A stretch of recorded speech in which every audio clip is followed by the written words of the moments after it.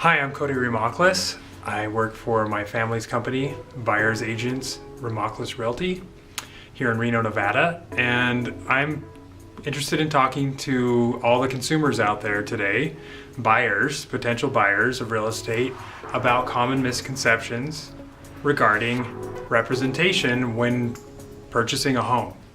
So first misconception is in that you are calling the listing agent directly as the buyer, thinking that maybe you are saving yourself money or going to somehow cut out someone that might not have your best interest in mind. Whatever the case may be, you call the seller's agent instead of someone that might represent you. Maybe you didn't know that the seller's agent doesn't represent you. The seller's agent represents the seller. You are a customer, the seller is their client. Never be a customer. The reason being is that, probably for obvious reasons, honestly, I don't want to pander to my audience. I think that most people understand the basic nature that let me put it to you this way. You wouldn't hire your spouse's attorney to represent you in a divorce. So why would you hire the seller's agent to represent you in buying the seller's home? So my point is, don't call the seller's agent if you want to have true representation. So what is true representation? There are many forms out there, and I don't mean paper, I mean there are many types of representation, or agents I should say, out there that would like you to believe that they work only for you. And they may very well in their minds, but there are several myths around that I want to dispel. One, if their broker that they work for, if the buyer's agent's broker that they work for also sells property out of his brokerage, then they are not a true buyer's agency. So there's such thing as single agency. And single agency is a brokerage that specializes in either buyer representation or seller representation. A listing agent is someone who works for the seller. A buyer's agent is someone who works for a buyer. However, there are very few agencies that actually represent one or the other. So it's very easy to get into a situation where, unbeknownst to the buyer is a customer, not a client. This whole topic is inspired by a blog that was written by my broker and my mom, and you can find it on our website, buyersenvy.com. It's titled Myths, Facts. Myths with an X in it. So if for some reason my blog here isn't connecting with you and you'd rather read it, that's where to go to find out more. So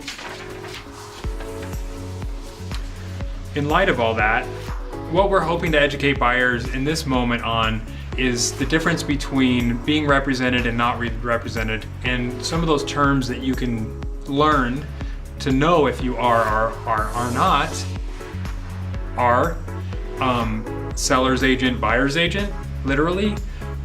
Dual agent is one of those things that is kind of like I would think it's becoming more and more of a faux pas, or like some kind of like taboo word to say.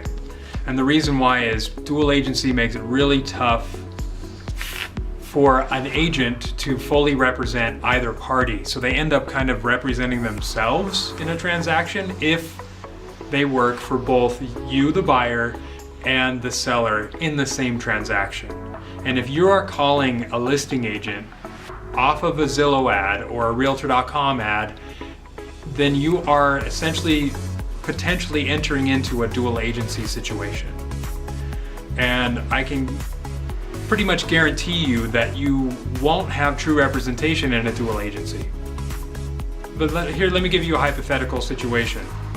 The seller needs to sell the house in a certain time frame, and that makes them a little bit more likely to be flexible in their price. You wouldn't know that. Your agent wouldn't know that unless he was also the seller's agent. And if your buyer's agent, true buyer's agent, or I should say exclusive buyer's agent, somehow came to know that, you better believe they would share that knowledge with you, because it could help you leverage for a better price. Now, if your dual agent somehow uses that information in any way, even though as a true buyer's agent, he would be doing you a service by telling you that the seller is going to be flexible on price for this reason, he is now in breach of his relationship to his seller client. So what does that agent do? I think in the best scenario, the agent decides to negotiate himself and say, I'm going to have everyone meet in the middle. But now that the agent or she just made a decision for both clients, as opposed to thinking that they just chose the fair route, and now no one has been represented but the agent themselves. So going back to the blog written by my broker on our website, buyersenvy.com, what if the agent says he or she is working for XYZ real estate firm but prefers to work with buyers only and is comfortable representing clients that are being sold in-house as her company's listed properties? Shh, don't tell anyone, but I can often overhear things that might work to our advantage. Well, that same philosophy runs true when the listing agent overhears your buyer agent, quote unquote. So that's part of the issue with an agency that is not a single agency. They have buyer agents and sellers agents, but they all work for the same broker. So if there's any issue with the transaction that's in-house, even if the buyer's agent and the seller's agent don't know each other, that broker still has to mediate any issues. So that broker is automatically a dual agent. One of the last tidbits that I can give you from this blog is that the industry has worked very hard to find a way to make the most money it can for real estate agents and brokers, while also trying to represent both parties, or I might say by representing both parties. They make twice as much money because they represent both parties. So I hope you have a better idea as to what might be the value of an exclusive buyer agent or exclusive representation.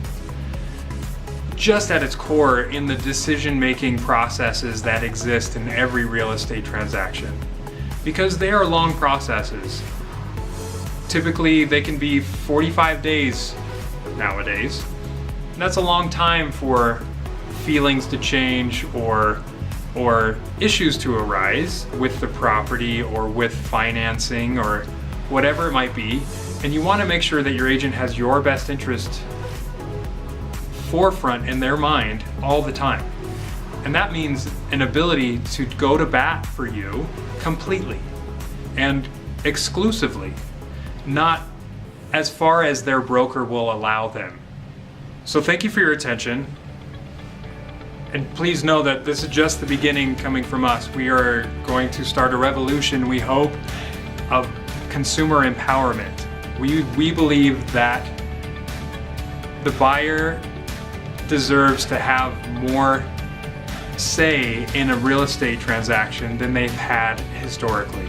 So this is just a beginning of us empowering you, imparting the knowledge that we've had accumulated over, collectively I think in our office at Buyer's Agent, over 100 years. So this is just the beginning of our offering up education to all the consumers out there.